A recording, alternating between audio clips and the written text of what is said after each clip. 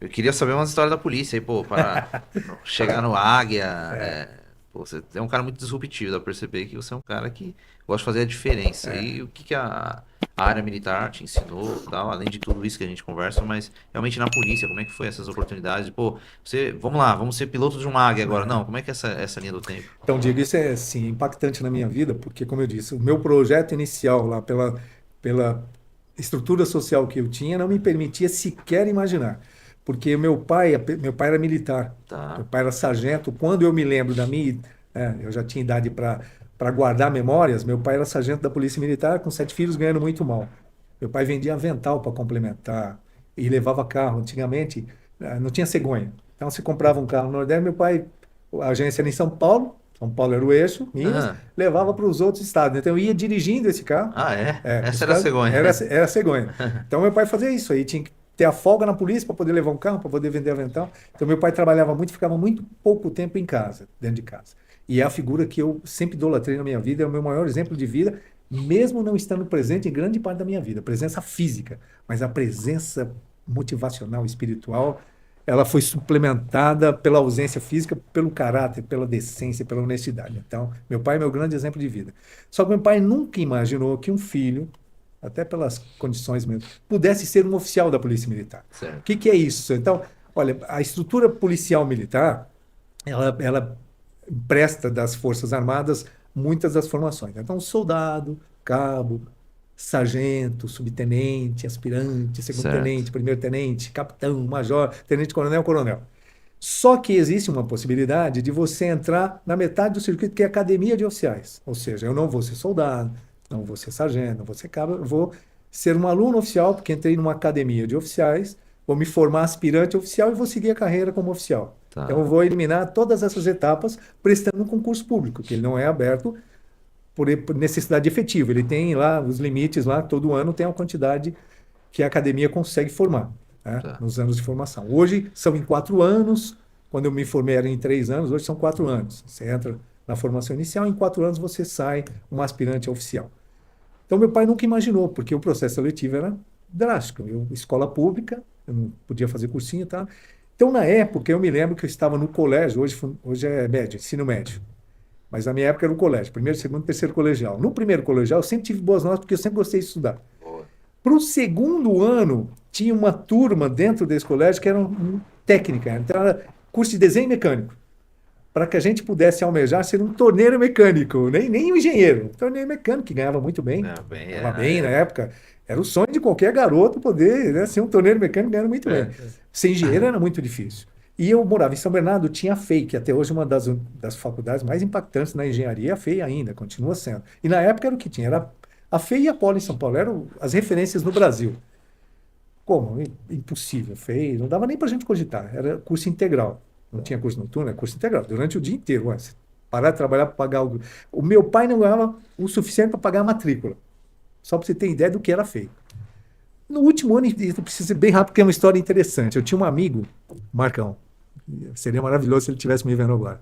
O Marcão morou na Europa, em alguns países, e Tá. ele, da Holanda, que foi o último país, quando ele voltou para o Brasil, o curso de lá não foi aprovado. Aqui ele teve que começar tudo de novo, a formação, que seria o médio hoje. Então ele tinha a formação lá, mas o currículo era incompatível, era muito superior.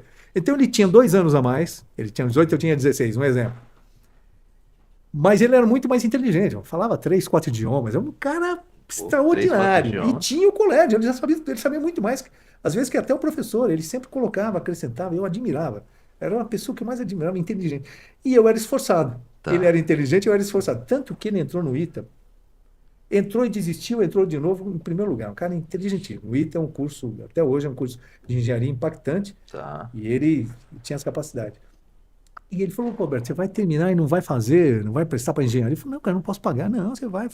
Ele me pagou a inscrição Caramba, amigo mesmo, para eu hein? prestar. Eu falei, cara, mas meu pai não Amigo, podia, eu amigo, nem. amigo. Aí, cara, pô, saiu o resultado, eu passei. Eu falei, pô, como que eu passei? Não é possível. Passei na seleção, não é possível. Aí eu falei pro meu pai, pô, pai, mas não falei para que ele pudesse dar um jeito de eu estudar, que não tinha jeito, ele não tinha como pagar. Mas aí ele, pô, filho, se você passou lá, você pode passar na academia. Para mim, academia é um lugar de fazer ginástica. É. Era academia de oficiais. Eu falei, pô, pai, mas como é que é isso? Foi assim. Aí ele, pô, então, aí ele foi, correu atrás, fez a minha matrícula, é uma história bem longa, mas eu prestei, primeira tentativa e passei. E no dia, eu lembro como hoje, era no final de semana, que esse exame foi feito na Faculdade de Direito de São Bernardo, o processo que nós fizemos. Tinham 32 mil candidatos, como eu falei, para Sim. 100 vagas. Era algo inimaginável. Estado todo, muito poucas vagas, né?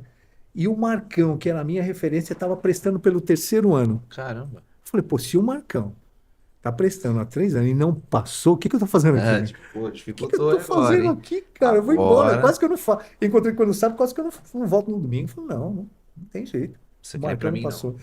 Mas foi assim. Aí eu acabei passando as etapas, o Marcão não passou dessa vez, e passou no ITA, que era infinitamente mais exigente. O emocional dele, a exigência que ele tinha era tão grande, porque era um sonho dele, Sim. que ele acabava bloqueando algumas coisas e não passava no processo todo. Às vezes passava no intelectual, ficava no físico ou no psicotécnico, Tá. mas ele não conseguiu. E foi uma grande frustração da vida dele, falado por ele. Ele falou. Um dia eu encontrei com ele já engenheiro, muito bem sucedido financeiramente, Boa. mas frustrado por não ter conseguido algo que era um sonho dele. E eu acabei entrando na polícia com essa caracterização, ou seja, eu tinha uma vida civil, cabeludo, na época a geração era cabeluda, cabelo era Smullets. meu irmão, quando zeraram meu cabelo, deixaram só um toquinho, que a gente chamava de americano, né? Aham. Só um toquinho aqui, assim, quase eu morro. Tipo, caramba, o cabelo tem que cortar. Uma mudança comportamental rígida demais, muito rígida. Eu tinha uma vida regrada, mas não tão rígida. Mas foi assim, eu faria tudo de novo.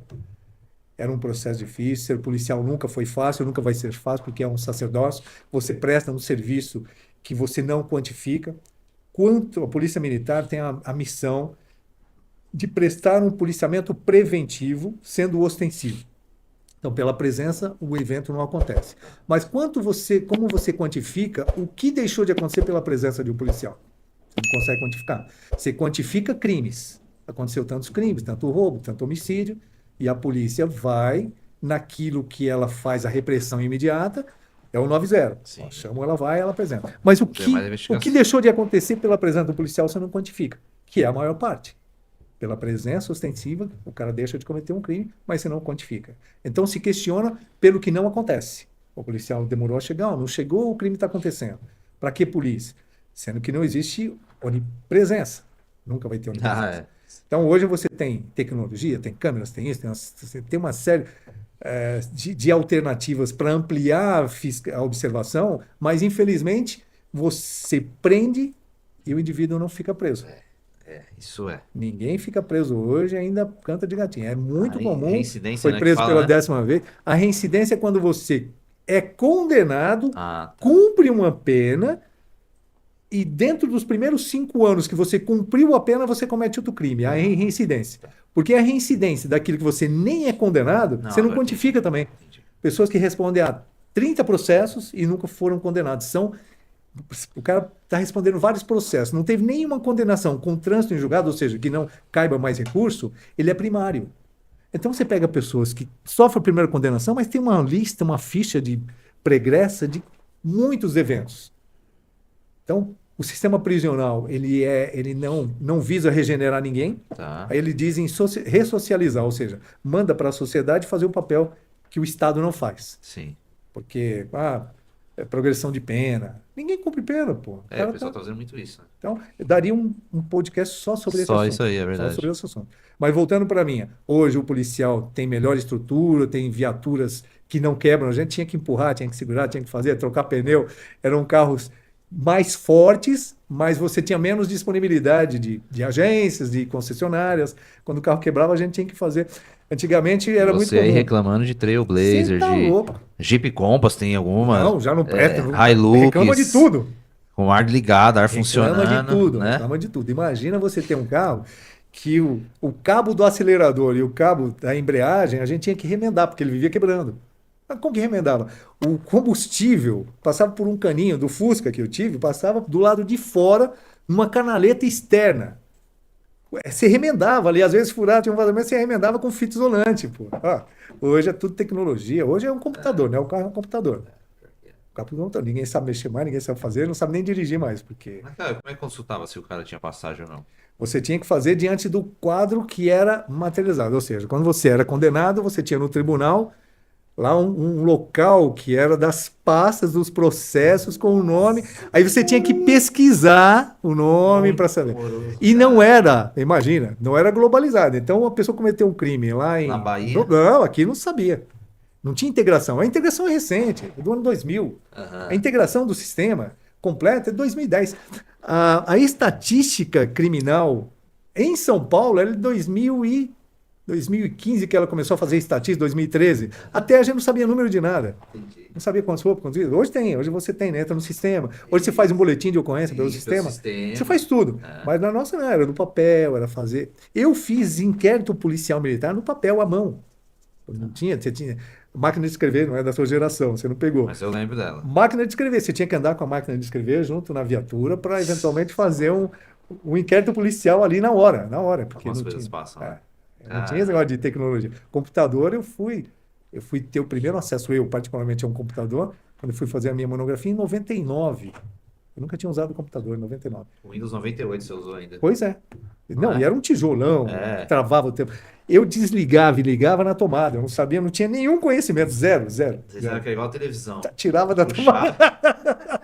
Você imagina como era. É, que coisa doida, né? Como o tempo E aí eu passa. peguei dentro da polícia, nós tínhamos todas essas, não eram facilidades, mas era muito bom, cara. Assim, as melhores memórias que eu tenho são dessa época, que você tinha, era tudo mais difícil, mas era o criminoso não ousava questionar uma ordem policial. Criminoso, esses criminosos sexuais, estupradores, quando você tinha um caso concreto, que você entrava numa comunidade em busca desse criminoso, os próprios criminosos de outros ativos, ladrão, o criminoso gosta de ser chamado de ladrão. Ele gosta, sou ladrão, Isso, é verdade. status para ele.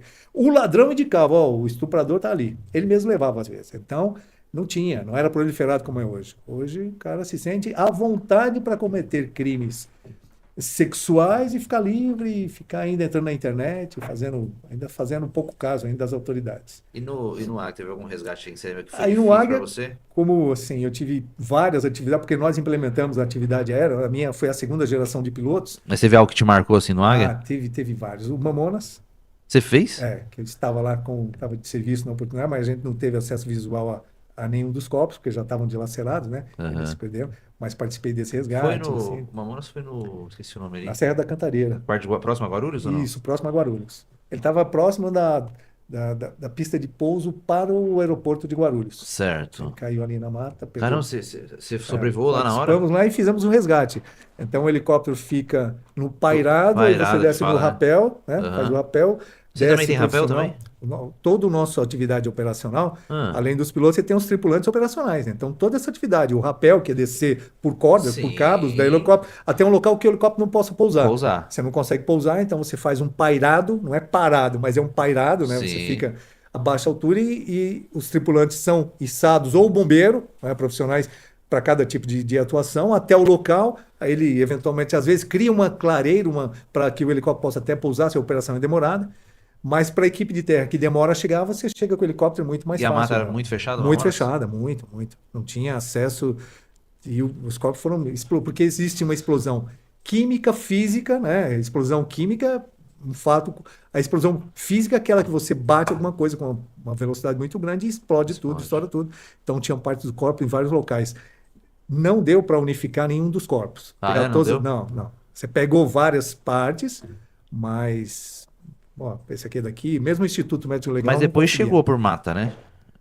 A equipe por mata Só que seguia, mas demora demorou. mais. Então a Demora equipe porque... que começou a fazer toda a infraestrutura para que pudesse tirar aquilo, né, identificar o local exato, Aham. porque quem está por terra não tem como. A navegação por terra é muito difícil.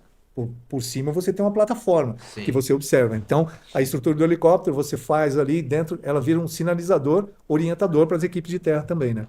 E para retirada, imagina, você tem dificuldade para chegar e como é que você sai com um saco cheio de pá? Tem que ser por helicóptero.